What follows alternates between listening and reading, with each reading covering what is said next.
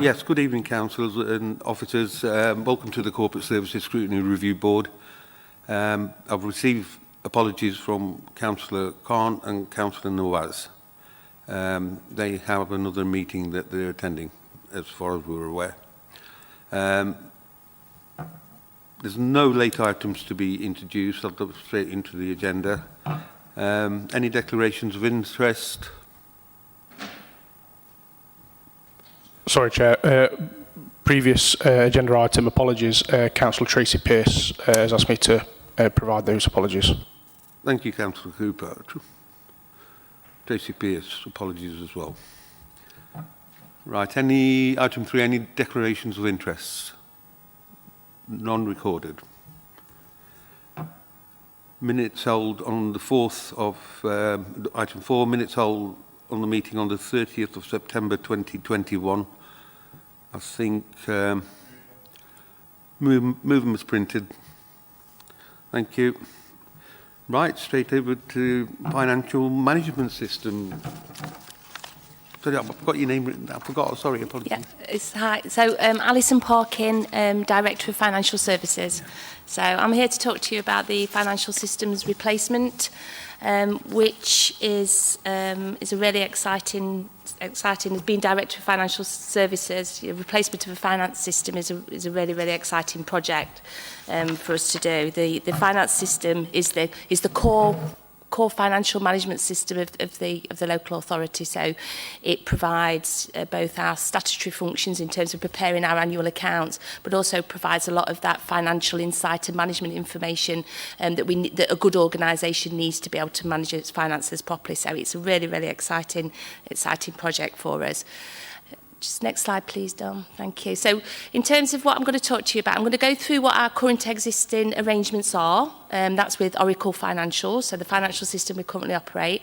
What the case for change is, why we're changing this, what benefits we expect to get from the project, and the approach that we've taken in terms of the tendering and implementation of the project. So that's what I'm going to pick up with you tonight. So in terms of our existing arrangements, we've been operating Oracle Financials since 2007.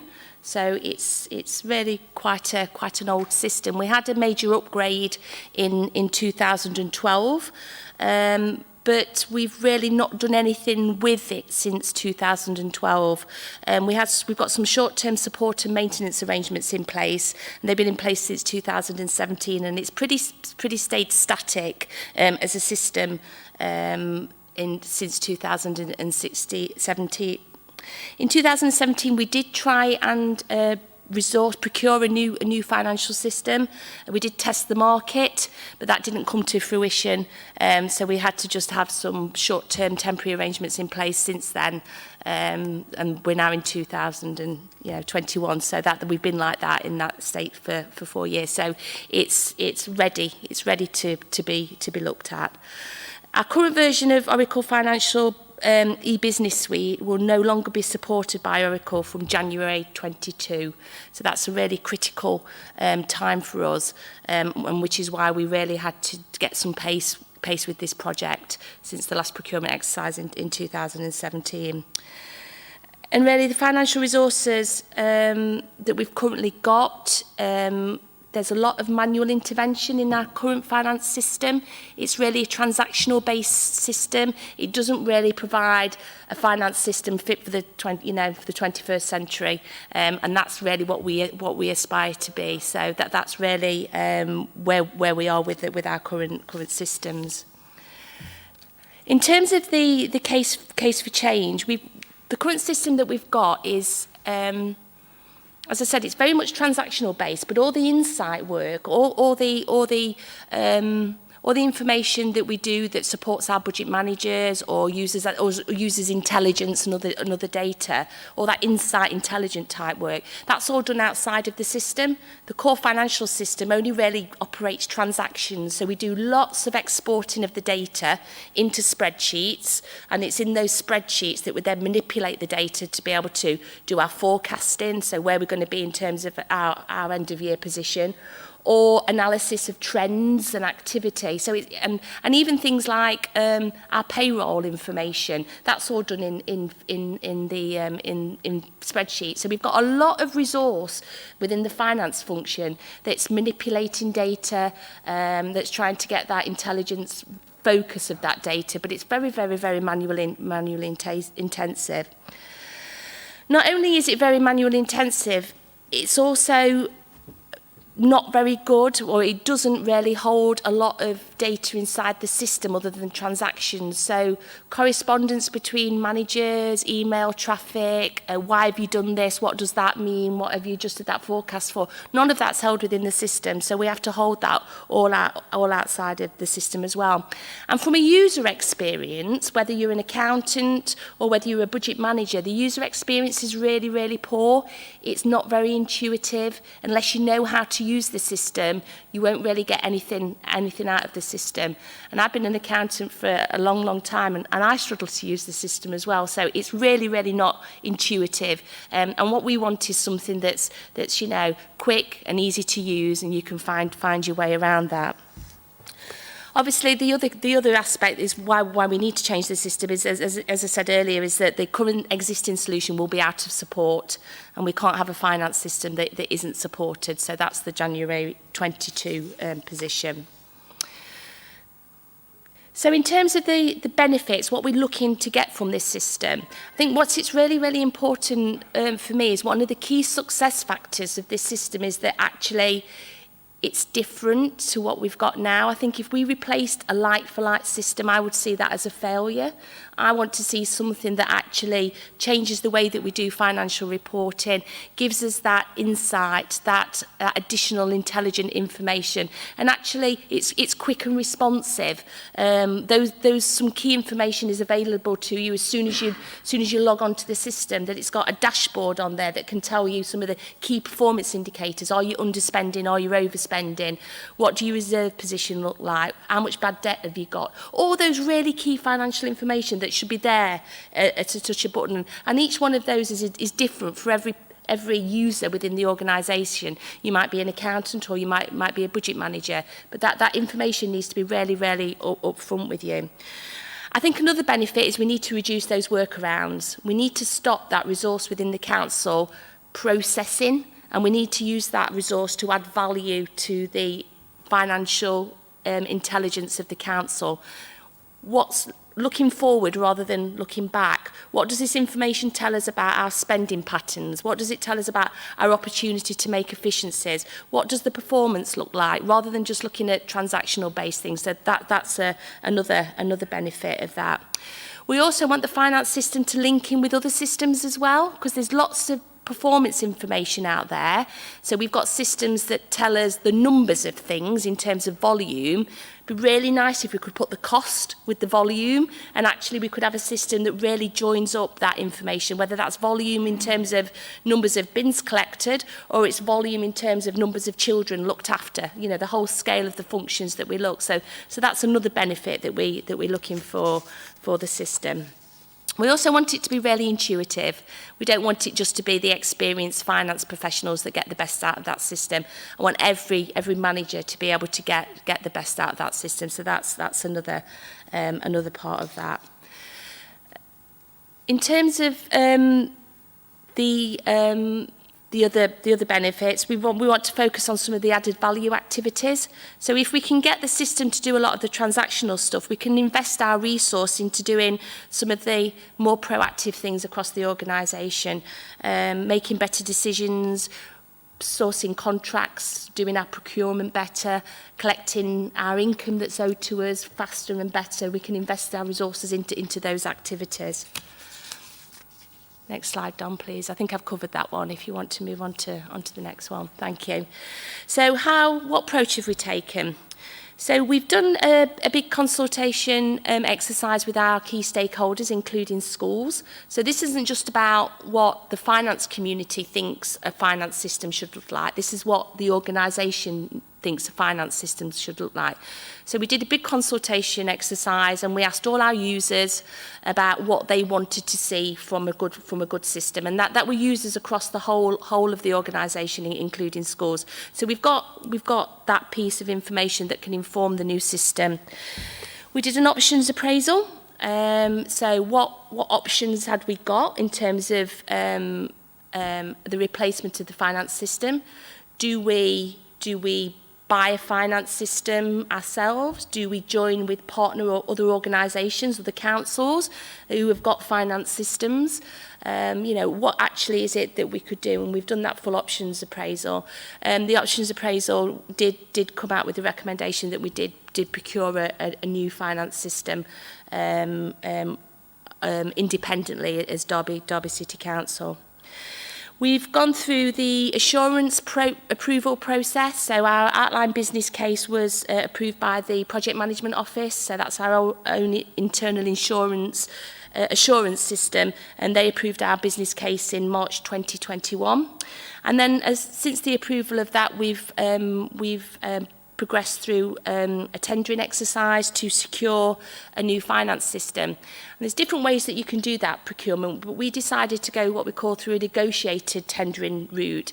It's a lot more intensive than calling a system off an established framework, for example, but it also allows you to a lot more flexibility to have that negotiation through the course of the period.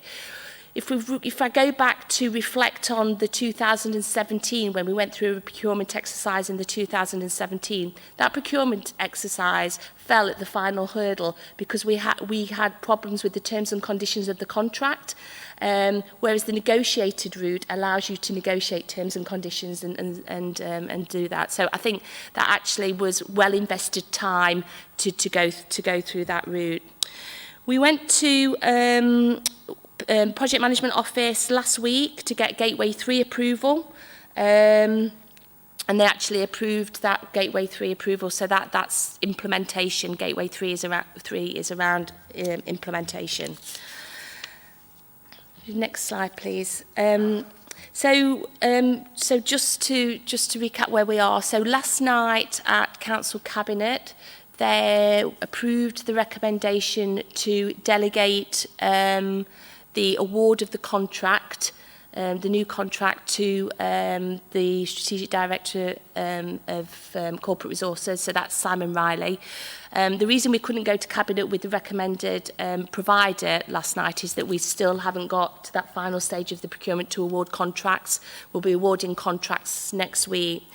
Just in terms of the tender exercise, we received 13 bids from interested parties, of which 5 of them were compliant, and 3 of them made it through to a shortlist, and the 3 of them then went through the detailed negotiated route. So we are at a position now where we have a preferred provider. I can't name those yet because we haven't awarded any contracts, but we will be, fingers crossed, awarding the contract next week. So we will be starting in January on the implementation of our new core financial system. So I'm happy to take some questions.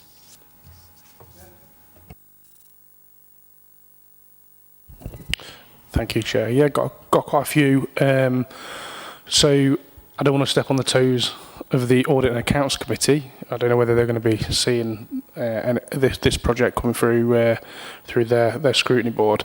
But you took. Should we go by one because there are quite a few? Okay. So the first one then is you did the option assessment and all the processes to see what different scenarios you could do to maybe buy and scale.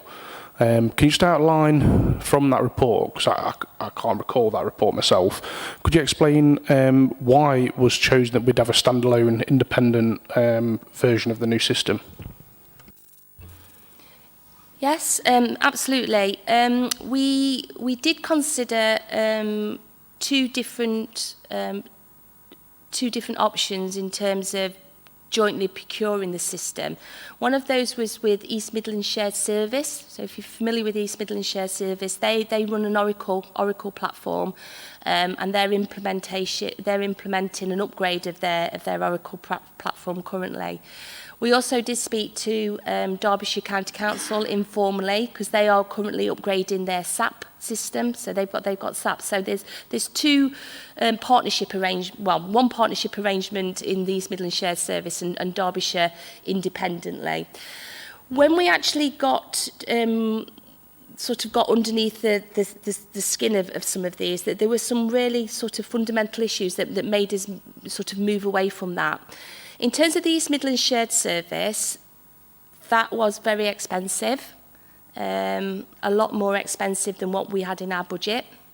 And also their implementation had been delayed quite significantly, and they'd hit quite a number of stumbling blocks along the way.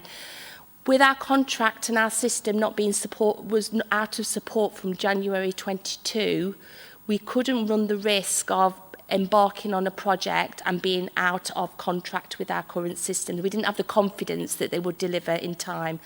So it was cost and confidence about deliverability on the East Midlands Shared Service.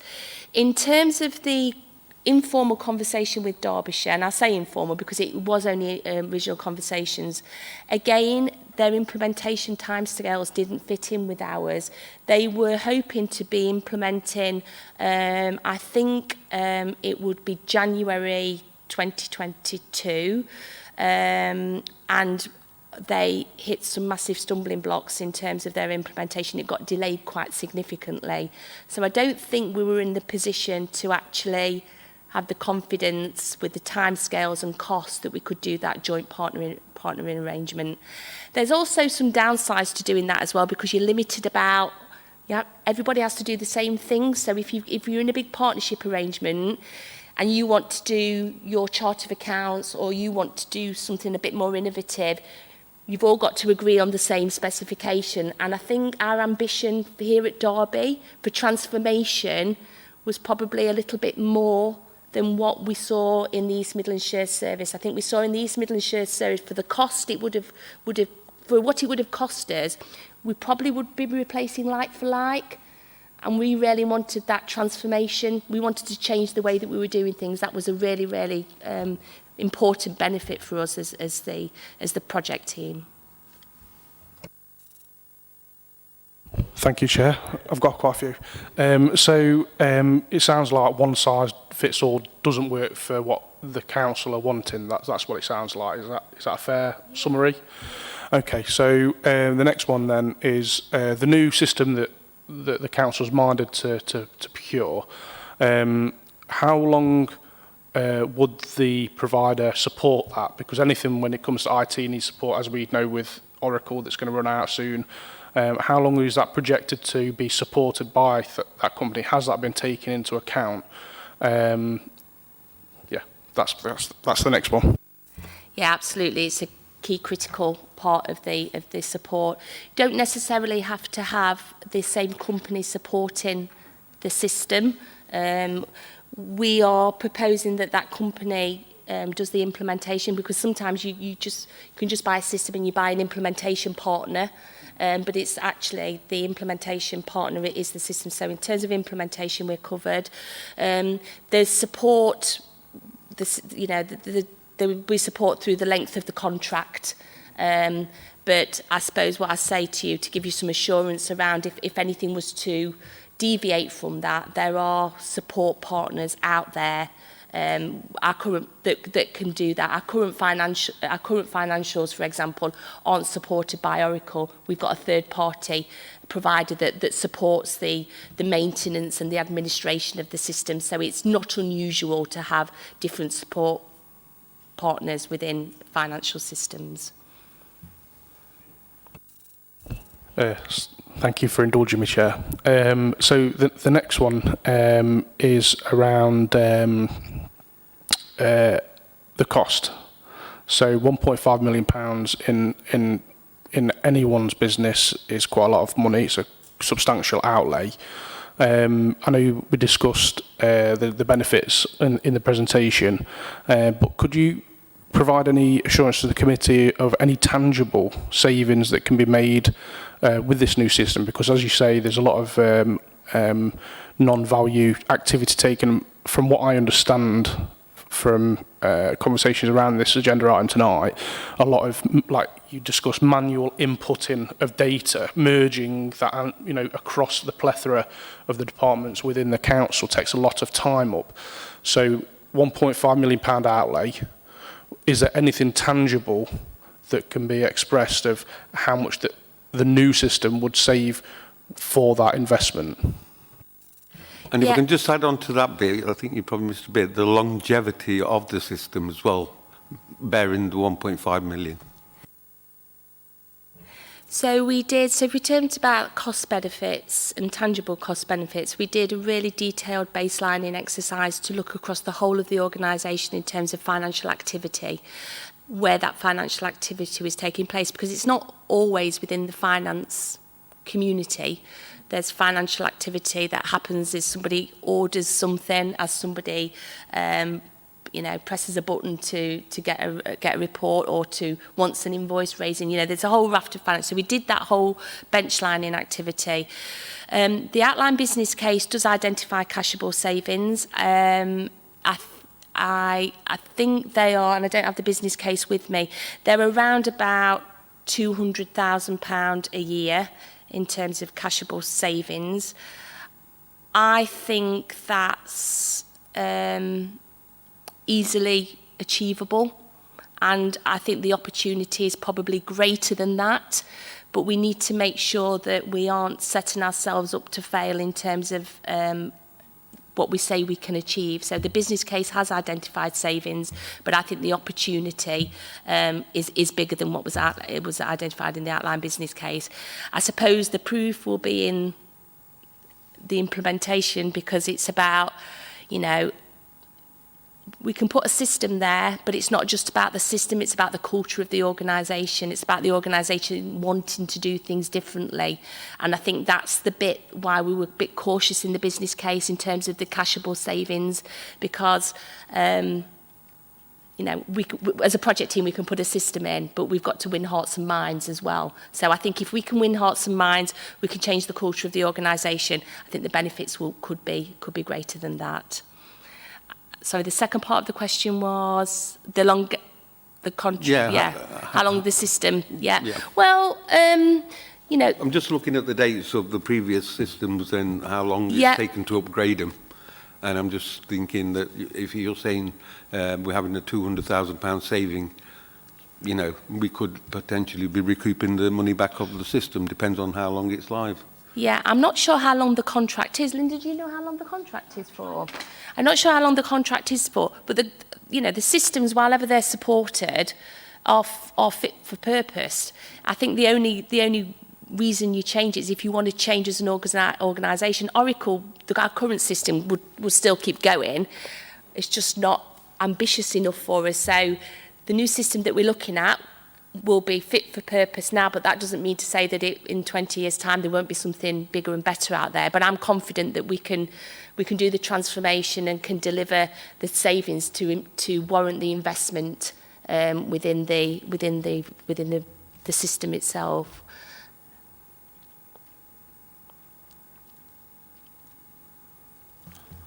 The next one is so yeah, sorry.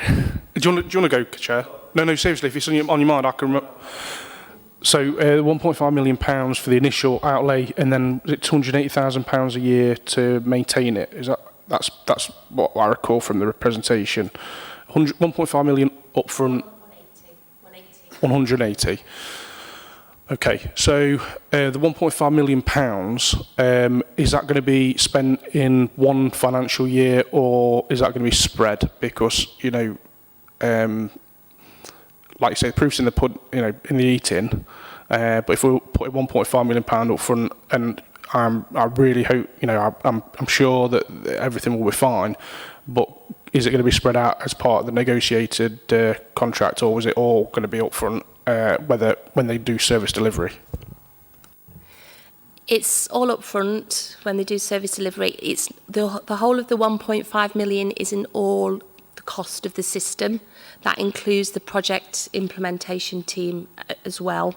So obviously the implementation will be upfront as well. There will be a little bit after, because once the system's in place, we'll still have work to do to make sure that we're using the system to its maximum potential.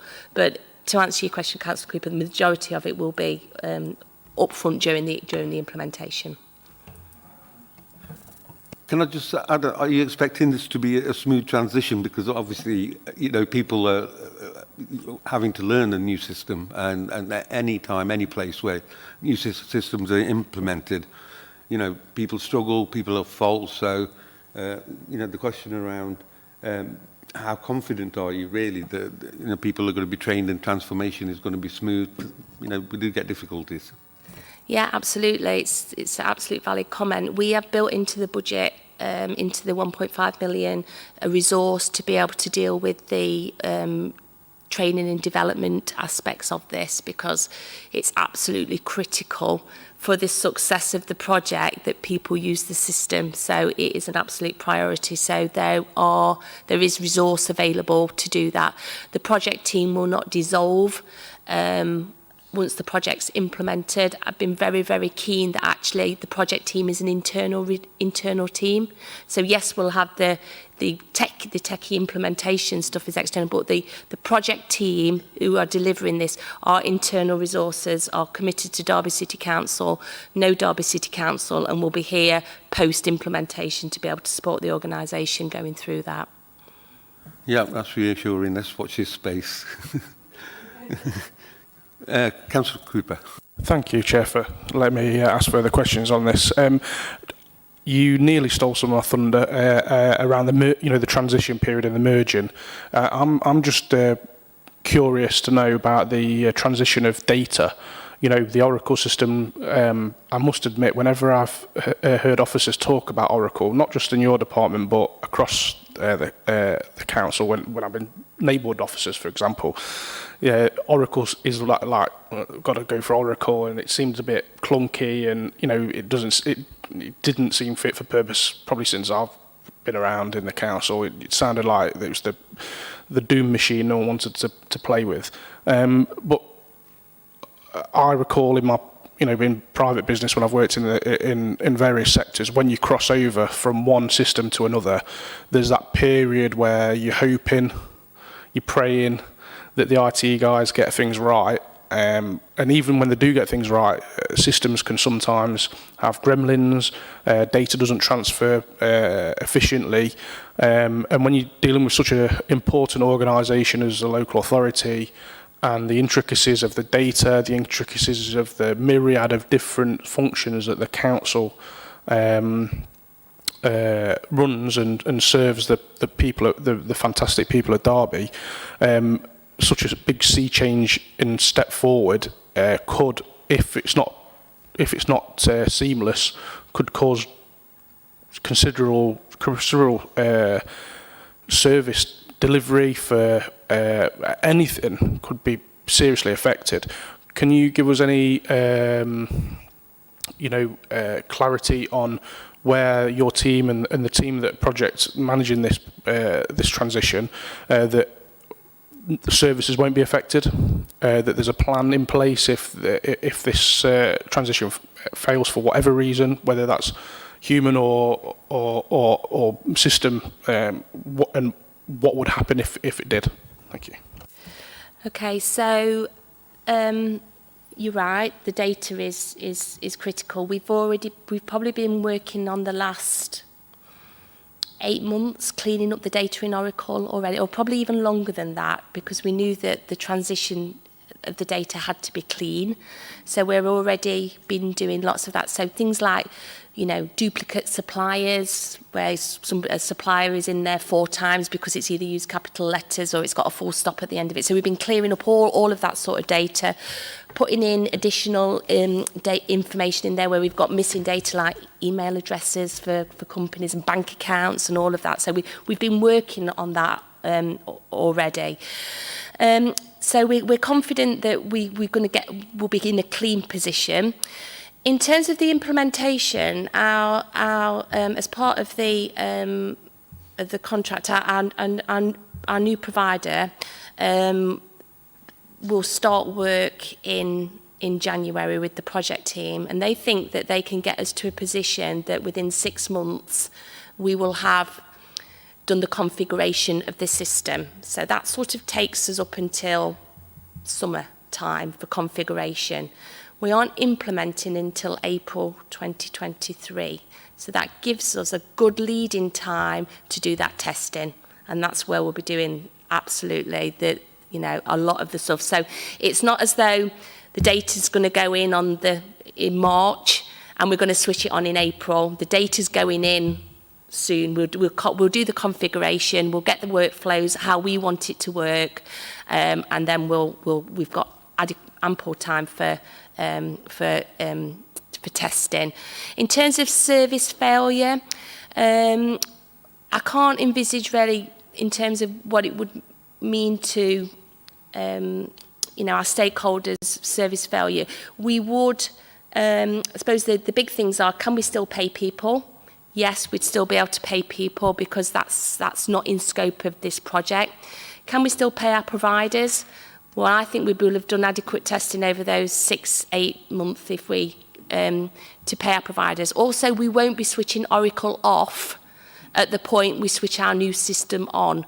So we have got a dual running period of time that we can use our existing finance system. If it should ever happen, then we can, we do have that functionality to be able to use that for a period of time. And we've built that into the costings that we can actually have that dual running of the two systems for a period of in 2023 when we do the transition and the implementation. If I can just give an example of, I think, what Councillor Cooper will say, a simple thing like we were expecting our councillor portals to be ready and up and running. For whatever reason, they've been delayed. So, I was quite looking forward to using the system, so it's all documented. But I think that's the sort of blip gremlins that you can talk about. But, if you've got Oracle running in the back and then you can use that as a backup, that's fair enough, yeah. What I'd say as well, in terms of the time for implementation, the more configuration and personalisation you do to the system, the longer it takes to implement. And what we've seen with this system that we're going to implement, it is as it is. We're not doing the Derbyness of the system. That system is fit for purpose and is tried and tested. It will change our processes, it will change the way we do things, but that's a good thing. That's not a bad thing. So, yeah. No change is always good. Councillor Pandy. Yep. Have you got any more? I think between the pairers with... Yes, did we... Sorry, the contract is for an initial 5-year period with for the possibility to extend for an additional 5 years, so 10 years in all. There is a saving there then. Yes, yeah. Okay, no, thank you very much for that. That's fine. I'm glad you have, because I find I'm really, very excited by it. So yeah.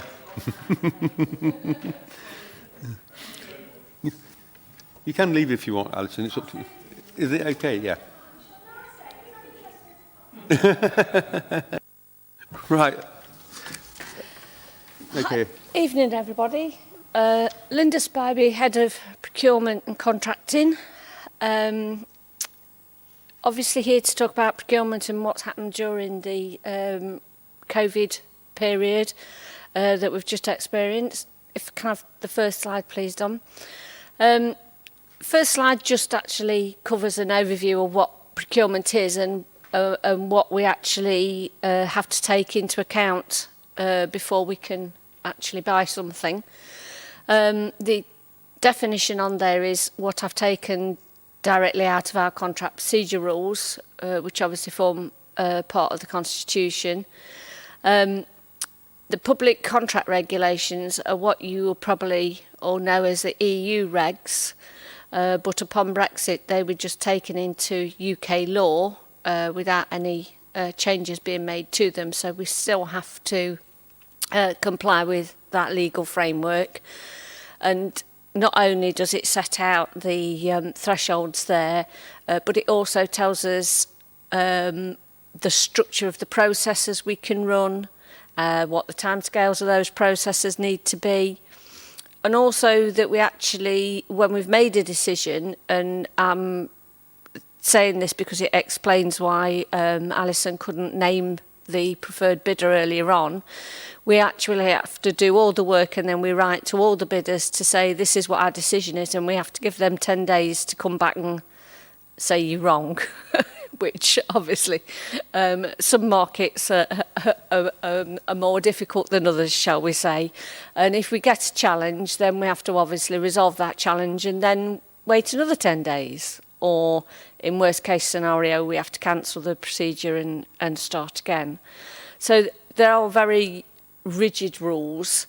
And the most common form of tender process is what we call an open tender, which is the shortest time frame that you can have. The tender has to be out for 30 days before you give them 30 days to respond, and then you can evaluate it. The difficulty with that, although it is what we most commonly use, is that we have to stipulate an exact specification and the terms and conditions that we're wanting to contract with when we award. And obviously that proved to be difficult because IT companies, you have to really know what you're doing to put in place, a competitive IT solution. But just to make my job a bit more interesting, we've also used that negotiated procedure on the process we're just about to end on the operator for Moorways Swimming Village. And basically it means that you can ask for submission of an initial tender, and then you do a round of meetings where you actually say, well, yes, we liked this, but we didn't really like that, and what additional risk are you prepared to take?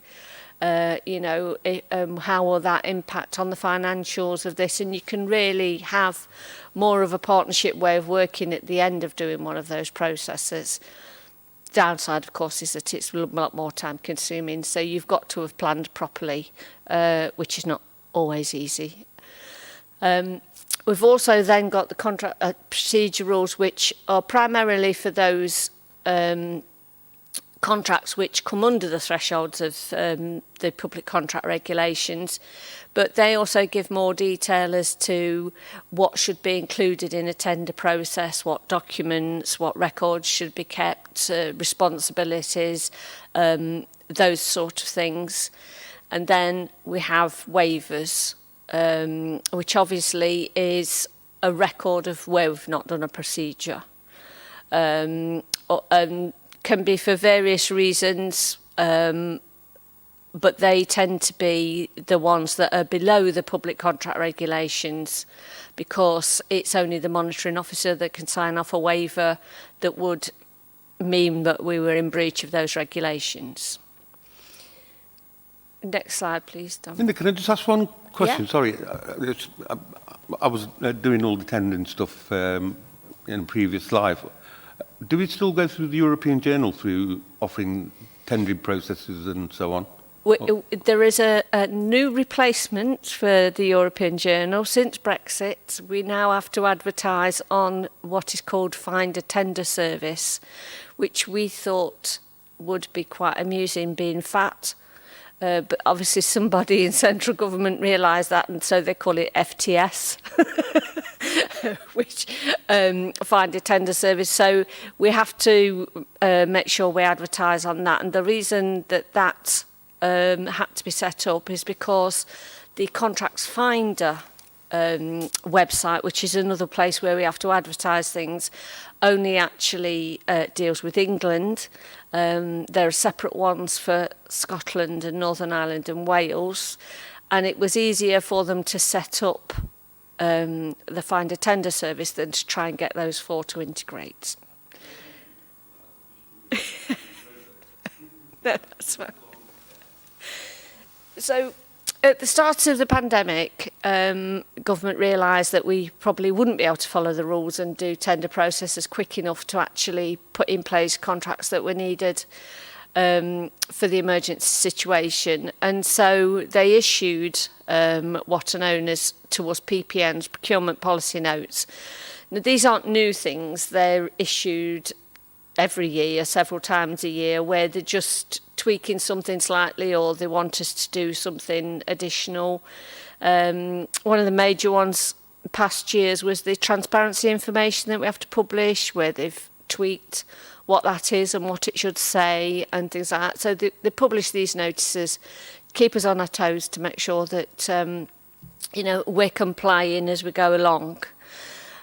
So they publish these particular ones to allow easements to the regulations so that we wouldn't be non-compliant and therefore wouldn't be reliant on our own waiver procedures. Next slide, please, Dom. So there were 4, although really only 2, because 2 of the 4 were updates on previous ones. So the very first one was to allow us to direct award contracts due to extreme urgency because of COVID. And basically that meant we didn't have to do a procurement process. But the notices were structured in such a way that we were only given, I think it was 3 areas where we could specify that was why we were not doing a process. And urgency was one of them, but it wasn't as easy as just saying, no, it was urgent. They expect a little more detail than that. And the second one was to enable us to support suppliers at risk, which was in effect to make payments to suppliers so they didn't get into difficulties, and so they would be able to resume services when it was safe to do so. And that was really to catch the people that weren't eligible for the furlough schemes, and also some charities where we made payments to them, but we actually were able to do that within a legal framework rather than the council be deemed to make payments to someone that wasn't actually currently providing the service at that time. So that was legalised. Next slide, please, Dom. So we also continued to do standard procurements. We only used the easements when we had to, and all of those were actually taken. There were, I can't remember exactly what the board was called, but there was a decision-making board put in place, and all of the decisions to spend money because of COVID were actually approved and recorded within the council's emergency planning procedures. And I'm sure that spreadsheet of what costs were approved and what payments were agreed will still be in existence. And that included both the emergency contracts and the payments we made to support providers. The whole lot's on there. Next slide, please, Dom. So I've provided a couple of examples here where we did actually use the easements. The first one, we basically block booked residential care beds so that we could actually had a care package in place ready for people discharged from hospital. Not saying if that was right or wrong, it was seen to be the right thing at the time, so I don't want to get into any argument about moving old people into homes. But that was so that we could obviously keep on top of people making beds available in hospitals, but also we had the care packages with the right terms and conditions and safeguarding in place to put people into care when it was required. The second one was not glamorous at all. We purchased a standalone cremator to put up at Mark Eaton for two reasons. One, obviously, because of increased demand, unfortunately, but also because Marketing is an old establishment. I mean, I've been to, gosh, I think I started going to meetings in 2008 about replacing the cremators and all different versions. I was obviously a lot younger then. And so we had to, we managed to secure quite a fast delivery on that to get it in place to help us out. The private waste collection service, that was to support our refuse collectors. We had quite early on a lot of shortages of labour because people were isolating or testing positive, and also of course we had not been able to have many people in a cab, so we were ferrying crews about also. In fact, just for interest, one of my young female procurement assistants actually volunteered and was seconded to drive one of the minibuses to take the refuse collectors round. She's actually got the letter to have a go at putting a wheelie bin on the back of the lorry on the last day. So that was quite nice. She really enjoyed that for a change. But that was only a very short-lived contract, but it was something that we did, that we put in place so we could obviously continue to empty bins. And then as an example of the support payments, we were making payments to special education needs transport providers, and these were independent taxi providers that transport children to school. Obviously they weren't going to school, and all the due diligence was done there to make sure that they weren't already receiving furlough payments, so nobody was, you know, profiteering out of out of the funds that we were spending. There were other some of the school meals where we put extra facilities into those that were looking after the children of key workers. So we were having to open kitchens and put people in there. So that's really the type of thing that we use the easements for, but we did really very few. Next slide, please, Tom. So I do not have any evidence of a procurement non-compliance during the pandemic. I think, if anything, we were more involved because I think people were a bit nervous of doing something and not doing the right thing. So I think people needed that reassurance more than anything. We raised 17 waivers during that period.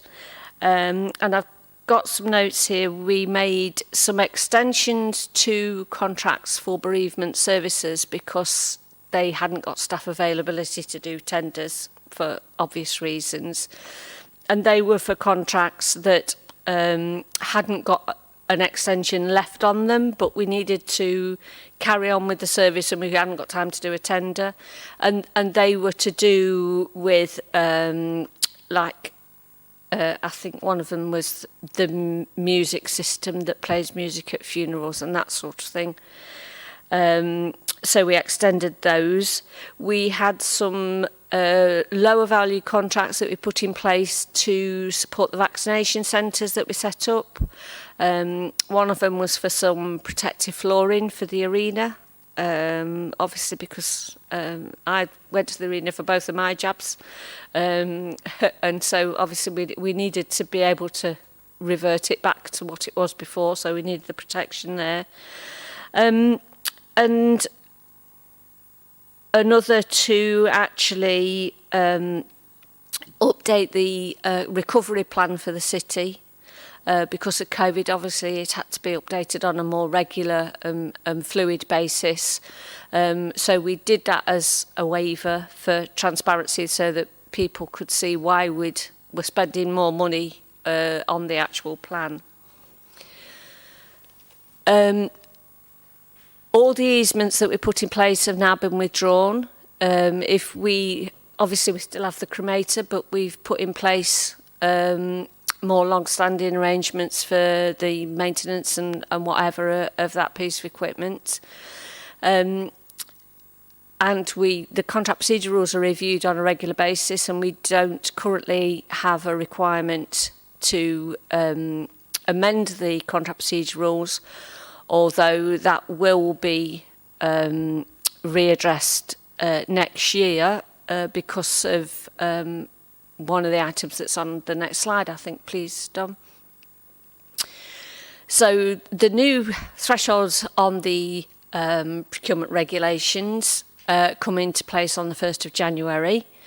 I've put the thresholds there for you. For the first time, we've got to publish those values inclusive of VAT. So whilst they actually look as if they've got up, by the time you've added 20% VAT onto any goods or services you buy in, they've actually gone down, which we're currently trying to ascertain how much additional contracts that means will fall into those regulations rather than the contract procedure rules. That piece of work's not been completed yet, and the reason is because that is the full value of the contract full term, and our contract procedure rules allow us to put in 5-year contracts. So when you're talking 200k on a 5-year contract, it's actually not a very big contract at all. You're not, getting a lot in there. We've also got the procurement white paper was published, I think it was the end of last year actually, and that was a paper that was published to say what British government thought they would like to do to change the EU procurement regulations, which they made into UK law, to make them things easier and better for the UK. All the feedback's been done. We were expecting the new regulations to come into effect next March. They're now saying that they're delayed until 2023. So obviously we're taking a step back there. The main changes that they want to put in are around allowing more local contracts to be awarded rather than just going out to tender all the time and bigger companies managing to win because they've got professional tendering departments. But there are other things that are in there that perhaps won't be a good idea that they've had the feedback on, so I think they're going back to have a long, hard think about it. They were trying to take away the light touch regime, which was a separate threshold that was applied to things such as care services, so that you didn't have to do an onerous process to get a contract in place for care services, and they seem to have forgotten that that was a good idea when they provide the white paper.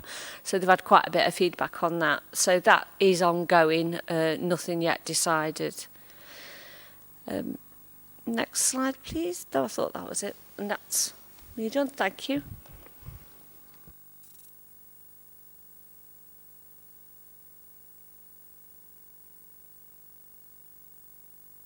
Yes, thank you for that, Rob. I know you're itching.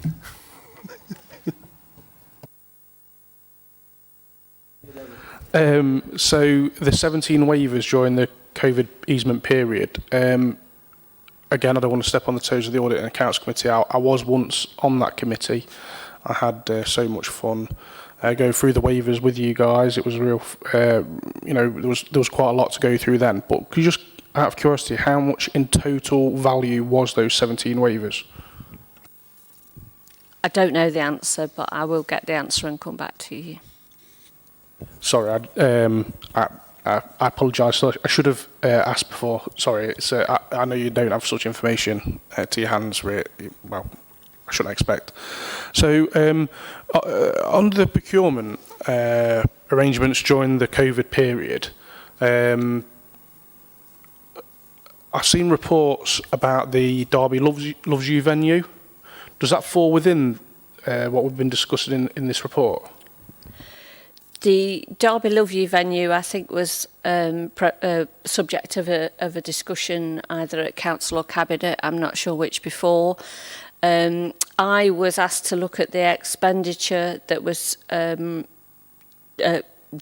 during a certain time period on that project, and it was my feedback that said either existing contracts to do a use that was compliant, or that the actual level of spend were below threshold to require a more vigorous process. Now, obviously, I've looked at information at beginner, and that's been my response.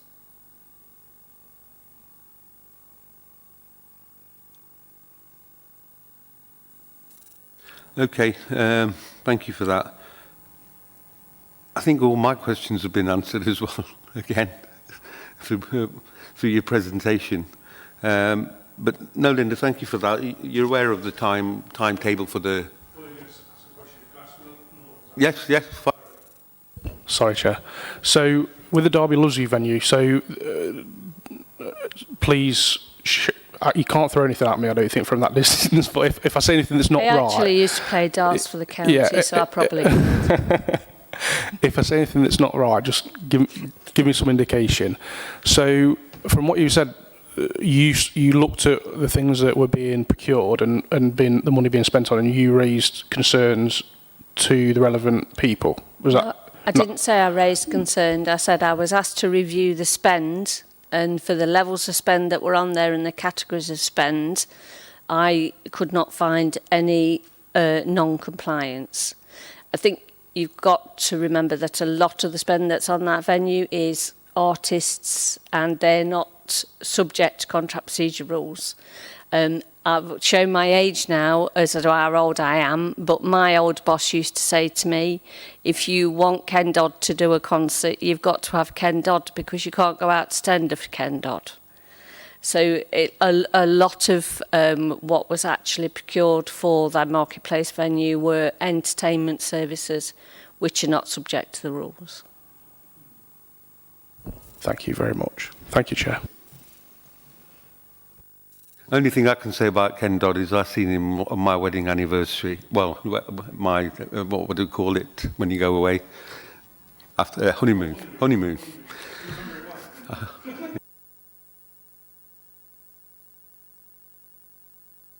Right. No. Thank you very much for that. You're aware of the timetable of the topic reviewed. Yeah. So we just need to get the recommendation approved, just to agree the scope of the topic review. Yeah.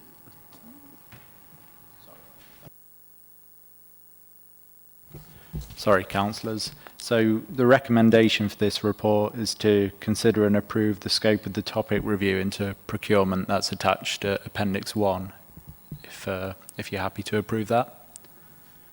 Yep, thank you.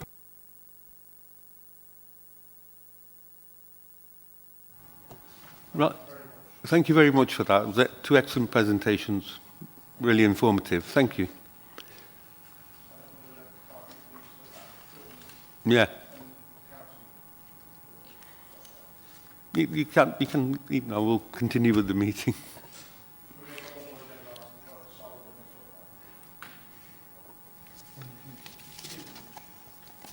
Right.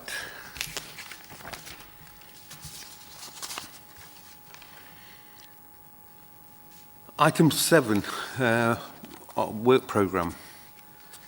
I think we've still... So, on the 10th of March, we've got a joint meeting with... We've got a joint meeting with the Regeneration Housing Scrutiny Review Board as well. But if there's any items that councillors wish that they want to put on here, I suggest we can. Just for information, I know you wasn't at the last meeting, Councillor Cooper, you did ask for why we didn't carry out a review the previous year. I think that was in the depths of the pandemic and so on. Thank you very much. And that was the reason that we decided, because officers were getting moved everywhere. I think it was more important at that time to let them carry on with the additional work that they was doing. So please feel free, if you think there's some items that you've got the list there of the portfolio holders that you want to add to the programme. But also, I mean, obviously, I would be keen to have a look at maybe next year, or, you know, to have a look at a review around finances again. I think that'll be important for the board to carry that out. So I'll leave that with you, and thank you very much for attending. Yes, Councillor Cooper.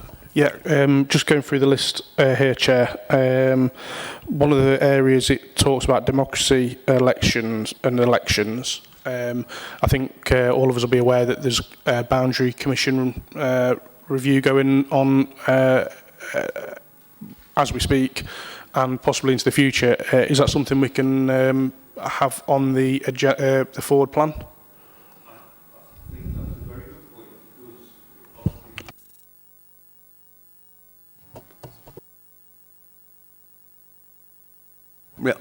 Yeah, I think that's a very good point. I think we can add that on. Obviously, we'll be looking under the Boundary Commission and looking to do that work quickly after the vote at full council to have a discussion around all our elections as well. So I think that's very apt. Well done. Didn't think of that. Thank you very much. Yeah, where we have that gap, that'll do fine. That brings in time for before the elections as well. Good timing. Well done. Thank you, Councillor Cooper, for that. Other one, the Derby plan, council plan. I think that's going to be a very important piece of work for the council. I was in exec scrutiny Tuesday night, and I was also in this chamber last night with the council cabinet, and the Derby plan was very much a central part of both of those agenda items, very important piece of work. I certainly think that us as corporate scrutiny that's overviewing all those types of functions need to have a real good understanding about where the council plan is maybe next year, where, you know, all the thought processes going in, and really forensically go into that and how it's going to affect the people of the city and the service of the council. I think good idea. Again, we did cover that in 2018, I believe, but that's 4 years ago, 3 years ago now, so I think that's another good one. Yeah, we can add that as well. Anything else, Councillor Pandey? Councillor Cooper? Yeah, I just want some of your opinion, really, Chair. It talks here about the MTFS as well, medium-term financial strategy. Maybe that's something as well, when you're discussing about financial matters, maybe that's something as well you may wish to consider. That's why I actually mentioned having potentially a review, carry that out as a review. I think detailed work on our finances needs to be looked into. So would you, I mean, I'm again bouncing it back to you. I think it would be better having that under a review rather than as an agenda item. Sorry, if we're to have that as a topic review, we'd need to do it in the next municipal year. We can't have two running concurrently, but it's certainly something we could recommend for the board to consider next year. Are you happy with that, Councillor Cooper? I think it's better carried out as a review so we can have more detailed reporting and scrutinise the actual finances and everything else that goes with it. But thank you very much for attending. Good evening. Thank you. That's a great couple of presentations, and have a pleasant evening.